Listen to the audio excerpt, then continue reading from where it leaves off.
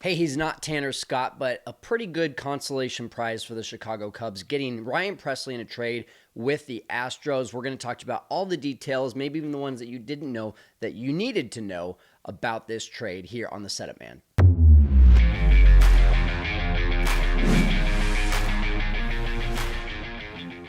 All right, Cubs fans, welcome into the Setup Man. This is me, Kyle Stanley, and I'm excited to talk to you about Ryan Pressly. We're going to take a look at all the numbers. We're going to take a look at potentially why he made this decision to be able to waive his no-trade clause to come over to the Cubs. And we're also going to talk about, is this it? Are the Cubs done? I don't think so, especially looking at where their payroll stands. We'll talk about that. Now, before we get into it, a couple really exciting things coming up this week. No, not just the fact that I'm going to Disneyland. Yes, leaving as soon as I'm done recording this video. But also, we had a great interview with Jordan Wicks. We're going to release a little clip of that on Tuesday and then the entire interview on Wednesday, January 29th. The day after that, a lot of you have been asking for this, and I was able to get him. Met Tyler Zombro at CubsCon, and he agreed to come on and do a live Q&A on Thursday at 3 p.m. Central Time. That's right, Tyler Zombro will be coming on. Amazing dude. I got to talk to him for a long time at CubsCon, and the Cubs are really blessed to have a guy like this on their team, not just from a perspective of being able to make all the pitchers better, but these are the kinds of guys that after just talking to him for a couple minutes, you can tell he's just a really good dude. And so I'm really excited for you guys to meet him as well. So get your questions ready for that. Put it on the calendar. Special pitching assistant to the Cubs. We're going to talk about what makes him so good and ask him some hard-hitting questions maybe as well. Now let's get to this trade with Ryan Pressly, and there was a lot of reasons that this could have been hung up, but I think we all had this thought that because he had a no-trade clause that maybe it was a family decision, and his wife, Kat Pressly, did release this on Twitter. She said, "This has been the most difficult decision we have had to make as a family. It has been an incredible ride. Thank you, Houston. You have been and always will be home. You believed in us and helped us make our dreams come true. From the first pitch to the final out, every moment here has." So family man coming over to the Cubs, and you kind of wonder after looking at a post like this and also knowing how much of a family man he is and all the rumors that were going on as this trade was going on, why make this move, right? And I think there's a couple things at play here. Number one, there was no doubt about it. Ken Rosenthal talked about this, that Ryan Pressly, from an ego standpoint, his ego got hit when Josh Hader signed with the Astros. Ryan Pressly had been the closer. He had had a rough second half. We'll go into the numbers here in a second in 2023. And then in 2024, they signed Hader. Pressly goes into the setup man role. So for a guy that's been there for a while, that's definitely a hit to the ego. But maybe even a bigger deal here is his dog's name is Wrigley. I mean, maybe it was more of the fact that it's not that he's getting pushed out of Houston, but he's getting pulled to Chicago because maybe he's a Cubs fan. Who knows? So a couple different theories there that I have. I think the bigger one, though, is he probably sees more of an opportunity to be a closer with the Cubs. Of course, Porter Hodge had a really good second half of the season. He took over that closer's role, but when you have a guy like Pressly over 100 career saves, who's likely going to get that ball right out of the gates after spring training? You got to imagine it's Pressly. So let me know in the comments two things. Number one, why do you think he made the decision? Do you think it was because he's being handed the closer's role? Do you think it's because he's a Cubs fan? Do you think it's because he's being pushed out of Houston and he didn't feel wanted there? Let me know what you think. And then number two, should Craig Counsell just go ahead and give him the closer's role right now? Is that a good decision? Is that a bad decision? Give me your reason that you think that he should or should not be the closer right out of the gate. I'll give you my verdict for that in a little bit, but I do want to look at the numbers first. Before we do, let's get into all of the details about this trade. First of all, the Cubs pay $8.5 million because the Astros are sending over $5.5 million. So this ends up being a really good bargain for a guy who's owed $14 million in 2024. The Cubs are only paying $8.5 million of that, and they only had to give up a low A prospect, right-handed pitcher, 20-year-old Juan Bello, or Bello, however you want to say that. And then they did reinstate Ryan Pressly's no-trade clause. That was very important to him, as we've already talked about with family here. He didn't want to just get turned around and traded at the trade deadline and have to pick up and move again. So makes sense. I'm not totally against that. I have given Jed a lot of crap for the no trade clauses. This was a different situation. Plus, it's not like you're signing him to a 3 or 4 year deal. You're signing him for 1 year, and you're rolling the dice that he ends up being either a really great closer or a great setup man.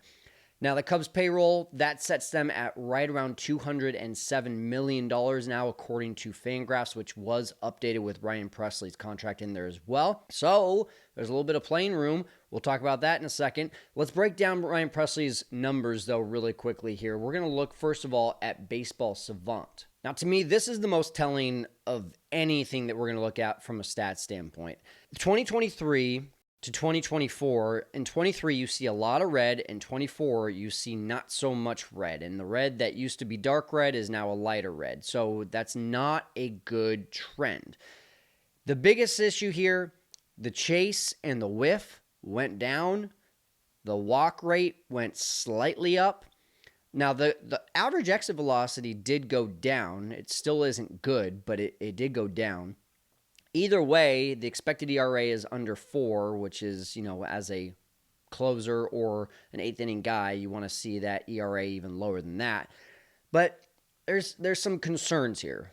And maybe the biggest concern of all, in 2023, 94.7 was the average on the fastball, 24, 93.8. This gives me Hector Neris vibes, and I hate to say that. I don't want to bring up the PTSD of all that, but Hector Neris had dropped an entire mile an hour on his fastball. He was coming from Houston.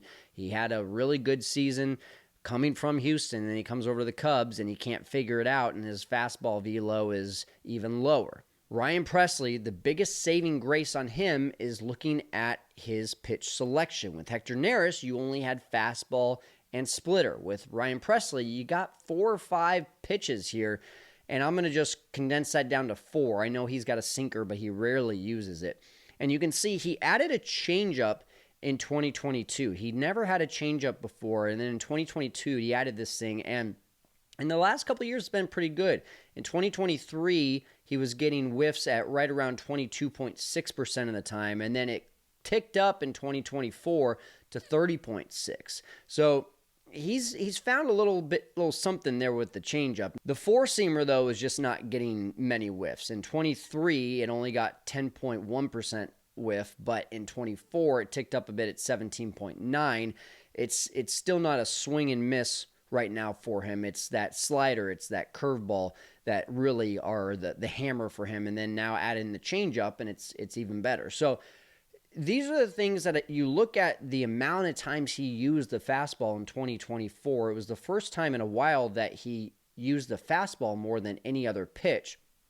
I would expect him to come in and probably examine this a little bit with guys like Tommy Hotovy and say, hey, let's go back to the slider being the dominant pitch. Throw that 35 to 40% of the time. Throw the four-seamer maybe 25% of the time. He's got good control of all those pitches. Even though his walk rate went up a little bit in 2024, he still has good control of all those pitches. Now, when you look at his overall numbers the last few seasons, nothing looks terrible. Nothing excites you, but there is some little silver linings that I'd like to point out here that may get you a little bit more excited. So in 2022, 2.98 ERA, 33 saves. Take that all day long. 2023, 3.58 ERA. As a ninth inning guy, that's starting to get a little too high for me. 31 saves, though. And 24, again, taken out of the closer's role. Josh Hader takes over. He only gets 4 saves, 3.49 ERA. But here's the thing. From 2023 in July 15th specifically, until the 4th outing of his 2024 season, that spans 29 outings. He just was not very good during those 29 outings. In 2023, the 25 outings there was a 5.40 ERA. In his first 4 outings in 2024, he had a 20.25 ERA. After that, phenomenal. Before that, really stinking good too. So you could just look at this and say, well, maybe this was just an outlier, because in 2024, after those first 4 outings, something like a 2.67 ERA, After June 11th, a 1.99 ERA for the remainder of the season. That was 32 games. So this is, even though his strikeout numbers were down, even though his chase numbers are down, even though the walk numbers are a little bit high, he found a way to be extremely effective as a setup man in the second, really after game 5 in 2024. So I don't want you guys to look at this and be like, oh, he had a mid-3 ERA each of the last 2 seasons. Yeah, of course he did. But there's some underlying numbers there that you have to pay attention to. You could say the same thing for a guy like Ben Brown. When you look at Ben Brown's ERA last year, 3.58, you think, oh, he had a decent first season. Well, if you take out Ben Brown's very first outing, I mean, the guy's got an ERA under 2. So those are the kind of things that if we can look at this through that lens, Ryan Pressly, even though he is 36 years old, even though he did regress, I should say, into the wrong direction here, I do believe that he's got at least enough proof of concept here that he's going to be able to be effective as an 8th or 9th inning guy. So I think where I stand on this, just give Ryan Pressly the closer job right out of the gates. If he struggles, you've got Porter Hodge. If Porter Hodge struggles, you got Ben Brown. You've got a few different options, but bringing a guy in like this, I think with that veteran presence to be able to come in and take over that role with the given stats that we have from the second half of 2024, he was really, really good, guys. So I think that's where I stand. Let me know once again where you stand on this in the comments. So where does that leave the bullpen right now? Let's take a look at this, and let's just assume for a second that Pressly, Hodge, Tyson Miller, Caleb Thielbar, Colin Ray, and I would assume Julian Merriweather are all locks. Each of these guys, aside from Porter Hodge, does not have any minor league options. Julian Merriweather, of course, had an amazing 2023, so as long as he's healthy, you got to imagine the Cubs are giving him a serious look as they still need velocity out of the bullpen. That means you got 6 spots right there, so with 8 needed, you got 4 guys here that I think are going to be battling out, and only one of them has no minor league options. So you got Luke Little, Ben Brown, Nate Pearson, and Keegan Thompson. My guess, if the season starts tomorrow, you've got Ben Brown and Nate Pearson coming up. Of course, you could say Luke Little, he's the power lefty. Yes, you did just get Caleb Thielbar, though, so my thought is they're probably going to give Thielbar the upper hand first because he's the veteran. Then, if he doesn't work out, you bring in Luke Little. You probably DFA Thielbar. We'll see where that works out. What do you think? Do you guys like someone else that I haven't listed here? I know Daniel Palencia is not on this list. I really, honestly, I have a tough time seeing Keegan Thompson make this roster. I do believe that he's probably seen a lot of the time that he's been allotted to be able to make this work with the Cubs. And if it hasn't worked yet, it's probably not going to work. So even though he has no options, I don't know that there's a spot for him on this roster unless there's some sort of injuries. What do you guys think? And is there potentially another move to be made? Bruce Levine said right after this move with Ryan Pressly that actually the Cubs have not stopped talking to David Robertson. They've not stopped talking to Ryan Stanek. So even with the already blurry bullpen picture and crowded bullpen picture, they might go and get another guy. So here's some guys that I think the Cubs probably do have a legitimate shot at or would at least have a conversation with. David Robertson, Kenley Jansen, Carlos Estevez, Kyle Finnegan, and Ryan Stanek. Ryan Stanek feels like the most likely just because of the reason we just talked about. I believe that Ryan Pressly probably is going to be handed the closer's role right out of the gate. And if you have a guy like Robertson, Jansen, Estevez, Finnegan, who all are used to closing, it's going to be another kind of Pressly hater situation where someone's going to get their feelings hurt, which honestly, at the end of the day, who cares? But that's what I'm just looking at this and saying, well, it's probably then Ryan Stanek. Now, Stanek had this one crazy good season with the Astros at a 1.15 ERA, but that seems to be the outlier. Each of the last few seasons, he's really not done a good job. So maybe there's something there that the Cubs can see, can fix, can help with pitch selection, something, because the dude has good stuff. I don't know how he struggles the way that he does, given how good of stuff he has. And even if they do go get Stanek, they still have money left. Stanek probably is only going to cost $4 or $5 million. That puts you up to 211, 212. So that if we continue to follow the idea that the Cubs will probably be about 10 to 15 million under the luxury tax threshold, well, if they're at about 212 after Stanek, that means they've got another 12 to 18 to go before the start of the season. And I could see one of these guys coming in as a bench piece. Connor Joe, Jose Iglesias, Mark Canha.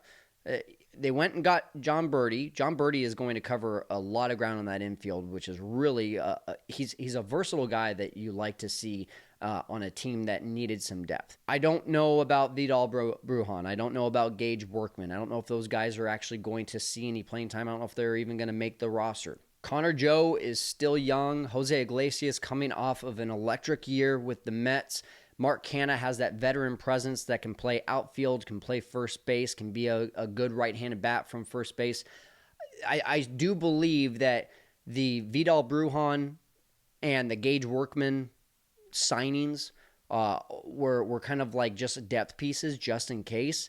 And if you can get one of these guys, one of them will probably go packing. That's what my thoughts are. Who do you think the Cubs should get? What do you think about this current roster? Is it where you want it to be? I'm feeling a lot better at this point now that you have Birdie, now that you have Presley. I'm in a much better place than I was a couple weeks ago. Of course, we still have a couple weeks until spring training, which I will be there. I will be posting a ton of content just for you guys. Can't wait to get out there. Let me know about what you think of this entire thing. I know I've asked for a lot of your feedback, but there's a lot to talk about here, so I'm excited to hear what you guys have to say. That's going to do it for me here, Setup Nation. I'm going to go head to Disneyland and put my arm on ice.